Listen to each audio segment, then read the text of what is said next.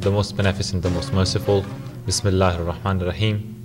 Today we have with us Dr. Moosavi, and our topic is inheritance. Inheritance as it applies to women in Islam.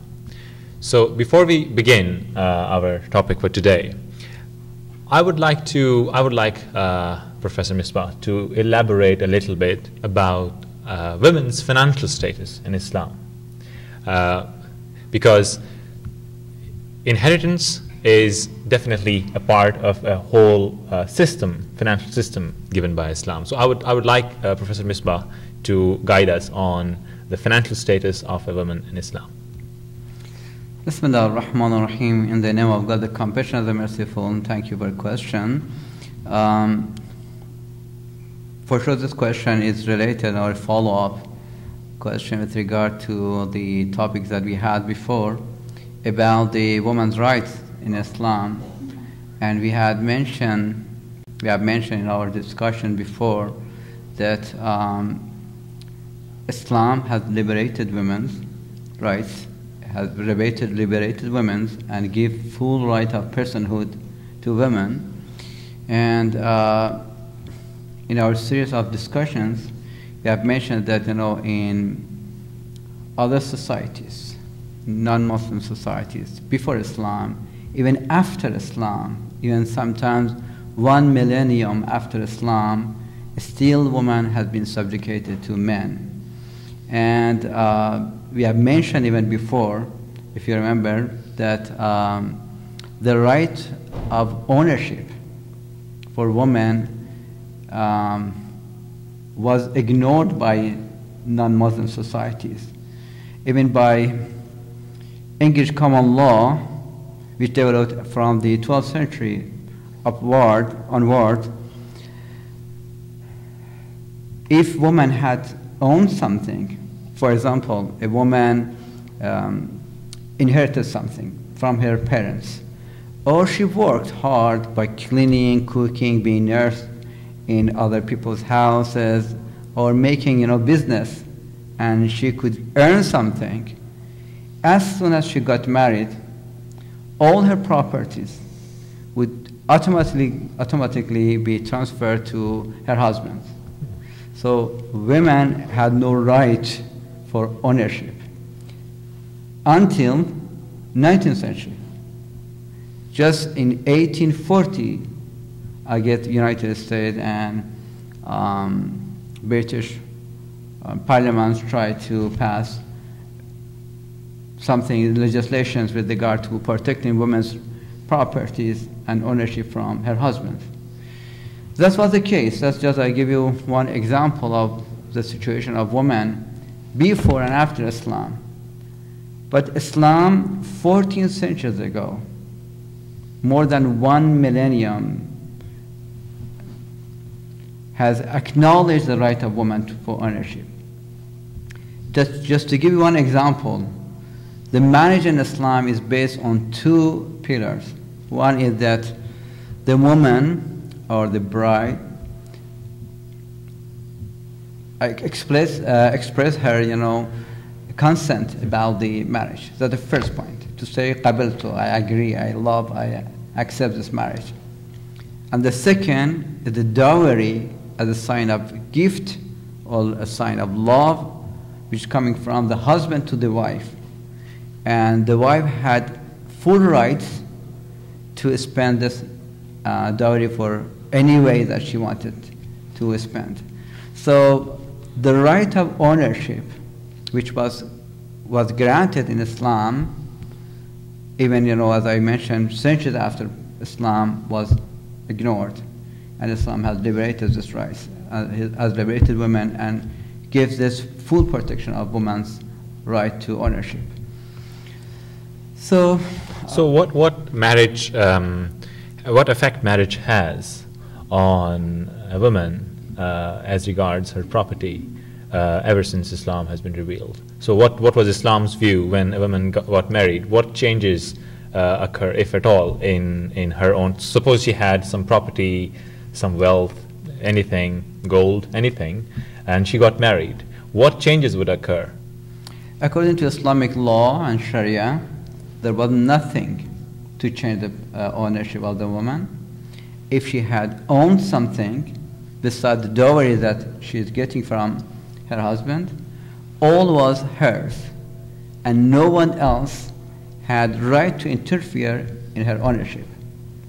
And I would explain further when we come to the economic system of Islam with regard to the expenses of life. I would mention that even she didn't have to spend it in her, with regard to her expenses. Right. So coming straight to our question, you said that in marriage, Islam changed the outlook in such a way that now there is no effect on the ownership of property or wealth of a woman when she gets married. Mm-hmm. But why is it that a woman would get half in inheritance from that of man? Yes. The question is very valid, considering the point that we say that Islam has liberated women and gave the full rights of woman with regard to all aspects of life. So if you believe that, a related question would be, I can ask the same question another way. If Islam has liberated women, mm-hmm. and Islam treats man and women equally, mm-hmm. then on one side Islam gives half of the inheritance as compared to a male child. So it must be that it must be equaled by something else, mm-hmm. right? If this claim of liberating women is valid, how would you take that? Yes. If we take into consideration the economic system that Islam suggests with regard to women, I do believe that what woman earns at the end would be much, much more higher than men. Why?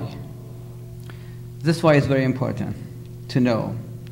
Because according to Islam, all expenses of life is responsibility of man. Man has obligation to prepare a comfortable life for his wife. It is obligation of man to pay the bills, to pay the rents and the payment of the house, to pay for the gas and electricity, to bring the food, to pay for the children's life expenses and medical expenses, education, and everything, all are responsibility of man. So are there any expenses that are supposed to be borne by the woman in the family? There is nothing, there is no obligation for woman to pay for anything with regard to Islamic system. Suppose she works. If she works, she can keep all her money in her saving account, okay, without spending anywhere. She can spend in luxury car or jewelries, or if she wants, she can share her wealth with her husband, which is the case in many in Islamic societies, which is based on compassion and kindness. If the husband is working hard and cannot pay all the bills, for sure, woman is not going to be indifferent and say, I'm not going to help you, I want to increase my wealth, But generally speaking, woman has no obligation to pay for any cost of life. So if it is the case that woman has no obligation for the expenses, let's suppose one person dies. He leaves behind, for example, a daughter and a son. And for example, the inheritance is, for example, $750,000, for example. According to Islamic law, which has some details I would explain later on, if the person dies without will, then from $750,000, the woman gets half of the men. It means that the boy will get $500,000, and the daughter will get $250,000. Okay. Now, Yes, in this case, woman gets less than man. But let's see what would be at the end. $250,000 that woman gets from the inheritance, she can keep this all money in her saving account without spending anywhere. She can spend it on for cosmetics, she can spend it for jewelry, she can give it to people, she can donate it, she can spend it anywhere, up to her.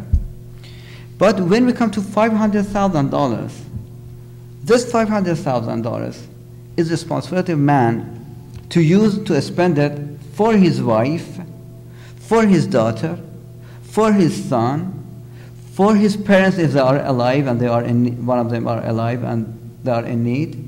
So from total of $500,000, what would be the remaining for the man? We have many, many, many examples in society. And for sure, woman's income, with regard to men's income, according to Islamic system, would be much more higher than man. So inheritance, I can see that inheritance is a one-time income, if we call it income. That's right. Right?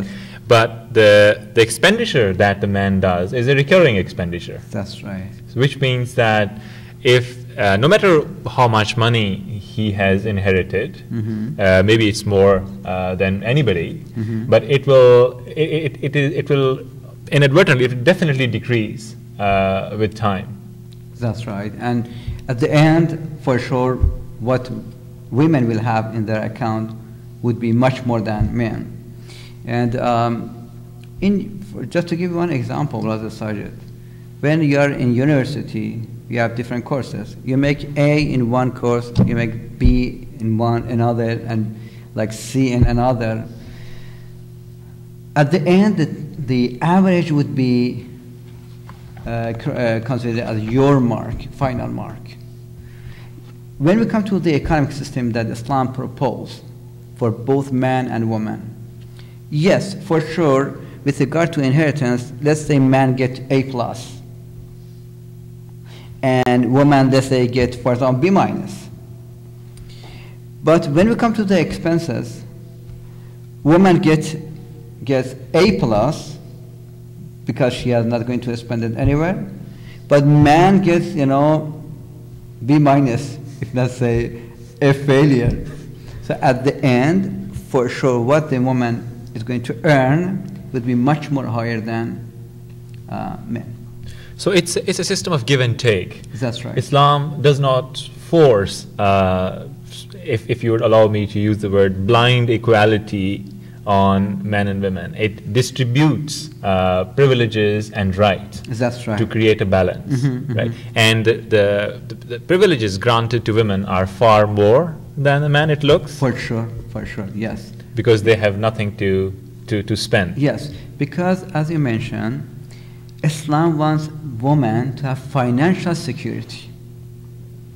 According to Islam, women should not suffer of thinking and anxiety of paying the bills, paying the gas, paying the electricity, buying the car. She should be free of all these, stresses and anxieties. Right. And man's responsibility is to bring this tranquility and this peace and this financial security for women.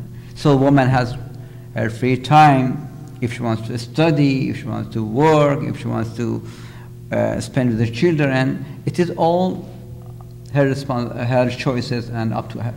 Right. So let me take an example. Suppose a man has a daughter and a son. Now, the daughter is very respectful or very dear to parents for whatever reason. She might be doing exceptionally good in comforting the parents, or for whatever reason. It's a fact that sometimes some children are dearer to the parents than the other. And so now the parent dies, right? So that before the parent dies, the parent also knows that, and he can, I mean, he keeps the daughter dear to him, right? Mm-hmm. Suppose. Mm-hmm. So, I mean, I don't see this. Is there a way for, I mean, for the parent to express his appreciation of a certain child? Mm-hmm. Or do you understand my question? Yes, I understand the question. If I understand you correctly, you want to say if parents love one of their children more, or one of the children is more helpful to the parents than the other. One son is ignorant, and the daughter is very helping for the parents. Do they have right to give more than yes, than the son? Yeah, that's my question. Yes, I say yes, they have rights. This is their right. How? When we are alive, we have own rights to give our money, our house, our property to other people. So if I love one of my children because she loves me, because she's taking care of me, because she is taking care of my wife, when I'm alive, I can say, okay, I give this house to you. That's yours. So I'm sitting here as far as I'm alive, but this is yours. Or from my wealth, I can say, this I transfer now to you. So from now, I protect my daughter to get much more than her brother. That's one way. Okay. And the other way is that I can make will.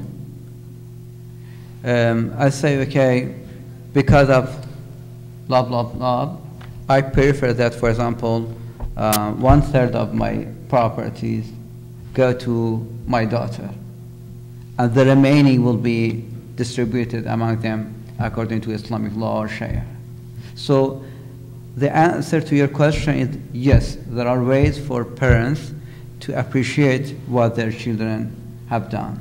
Can parents gift their whole property and everything, all of their possessions, to a daughter? It's possible when we are alive and when we are healthy, but if I'm in the last days of my life and I'm in my bed, then I cannot give all my properties to one of my children. I have a right only to 1/3 of my properties, and not all my properties. In your will? Yes. Okay. So in your will, you have a right on 1/3 of your property. You can bypass all laws, Mm-hmm. inheritance laws. Mm-hmm. But so far as a person is alive, he has full control, being the owner of the property, to bestow, to grant as much as he or she wills to a daughter. That's right, yes. Okay. So that explains it. So is it fair to say that women are less wealthy because of this inheritance law than men? No, it is not correct. Men are less wealthy than women according to Islam because of the expenses that are responsibility of men and not women. So with regard to inheritance, the result or the remaining balance for both men and women in their account at the end would be that the woman must be wealthy, much more wealthier than men. Okay. Yeah. Thank you, Dr. Mesbah. So today we examined the question of inheritance of women in Islam. Dr. Mesbah took a position looking at the overall economic system, distribution of responsibilities between men and women. And with that context, it should be clear that the law in inheritance, it's not a standalone law. It cannot be taken on its own because it is combined with the responsibilities that have been taken off the shoulders of women and has been put on the man. So with this, thank you very much. Wassalamu alaikum wa rahmatullahi wa barakatuh.